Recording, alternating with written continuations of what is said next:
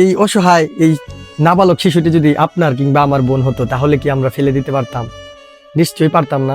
এই ঘরটা আপনাদেরকে একটু দেখাই। দেখুন আপনারা, এই ঘরের মধ্যে তিনারা রয়েছেন। এই ঘরে কি মানুষ থাকে? আপনি আমি হলে কি এই ঘরে থাকতে পারতাম? আপনারা যদি এই পরিবারের কথা একটু শোনেন তাহলে হয়তো চোখের পানি ধরে রাখতে পারবেন না। দয়া করে ভিডিওটা স্কিপ করবেন না, সম্পূর্ণ ভিডিওটা দেখেন। আপনাদের কাছে বিনীতভাবে অনুরোধ করছি আমি। ঘরে চাইলে থাকে না ভাই, আমি মেলা কষ্ট, আমি কষ্টে চলতেছি ভাই, জানেন আমি পোলাই পানের নিয়ে যে কষ্ট করে চলতেছি। তোমার কি সমস্যা একটু বলো।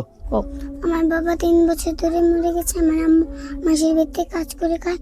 আমি স্কুল ড্রেস বানাইতে পারি না, জুতা কিনতে পারি না, তারপর খাতা কলম কিনে দিতে পারি না। আমার আম্মুর কাছে কোনো টাকাই নাই।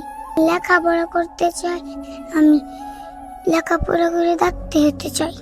আপনি আমাকে সাহায্য করেন। ভিউয়ার্স, আপনারা তো এই নাবালক অসহায় এতিম শিশুটির কথা শুনতে পেলেন। আসলে এদেরকে দেখলে কার না মায়া লাগবে দেখেন তো। এর বয়স কত? এই বয়সে তিনি বাবাহারা এতিম, আর এই অসহায় মায়ের কষ্টটুকু আমরা তাহলে একটু শুনি। আপনার কি সমস্যা একটু বলেন আপনি। ভাই আমার 3 বছর ধরে স্বামী মারা গেছে। আমি 3 বছর ধরে কাম করে খাই মাসের বাড়িতে। আমি মতো পোলাহানের লেখাপড়া করে খাইতেছি না, আমি খাবার দিতে পারতেছি না, আমি চলতে পারতেছি না ভাই। ভাই আমার মেলা কষ্ট ভাই। আমি মাসের বাড়িতে 3 বছর ধরে কাম করি, 4,000 টাকা দেয় ভাই। আমার 4,000 টাকা বাচ্চার খাবার নগদ দিতে পারি না, ঘরে চাইলে থাকে না ভাই। আমি মনে করেন যে আপনার কাছে আমি সাহায্য চাই, আর আমার বাচ্চারা নিয়ে চলতে পারি না। আপনারা কিছু যদি দিন দয়া করে আপনার জনতে এই করে আমি নামাজ পড়ে দোয়া করবো আপনার জনতে। ভিউয়ার্স, আপনারা তো এই অসহায় মায়ের কথা শুনতে পেলেন।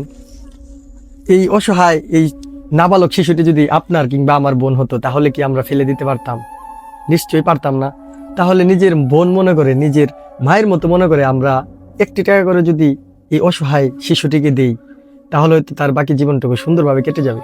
আসুন আমরা আত্মমানবতায় এগিয়ে আসি, এই অসহায় মানুষগুলোর পাশে দাঁড়াই। একটু দেখেন, আসলে আমার একে দেখার পর আমি মেনে নিতে পারছি না। আসলে এরকম মানুষ, এই বর্তমান সময়ে যে মানুষ এরকমভাবে বেঁচে থাকে খেয়ে না খেয়ে, কিভাবে সে সংসার চালাবে? তিনি এই অসহায় মাটি অন্যের বাসায় কাজ করে কোনোরকমভাবে এই শিশুটিকে লালন পালন করছে। সে ভালোভাবে ভরণ পোষণ দিতে পারছে না। আসুন আমরা একটু আত্মমানবতা এগিয়ে আসি, এই অসহায় মানুষগুলোর পাশে দাঁড়াই। আশা করি তাদের বাকি জীবনটুকু সুন্দরভাবে কেটে যাবে।